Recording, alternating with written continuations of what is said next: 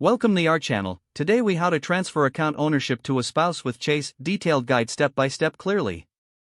To transfer account ownership to a spouse with Chase, start by logging into your Chase online banking account.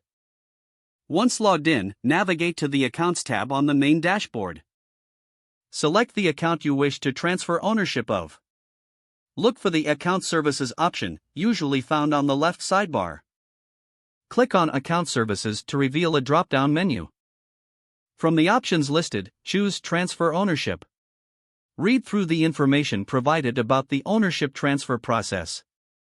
After reviewing the details, click on Continue to proceed.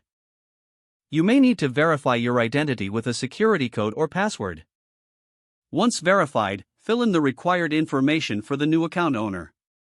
This typically includes your spouse's name, social security number, and contact information. Review the information entered for accuracy.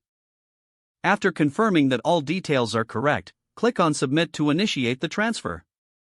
You should see a confirmation screen indicating that your request is in process. Keep an eye on your email for further instructions or confirmation from Chase. The transfer may take a few days to complete, so be patient during this period. Once the transfer is finalized, both you and your spouse will receive notifications.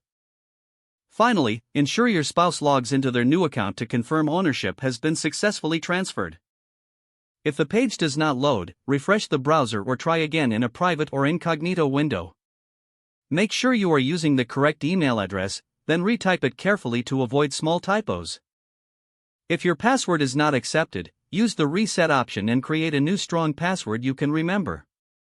Check your spam folder for verification or security emails, then complete any requested confirmation steps. Enable two-factor authentication if available to improve account security and reduce unauthorized access risk. After signing in, review your profile details so your contact information and settings are accurate and current. If you see an error message, note it down and try again after restarting your device and internet connection. Log out when you finish, especially on shared devices, to keep your account and payment information secure.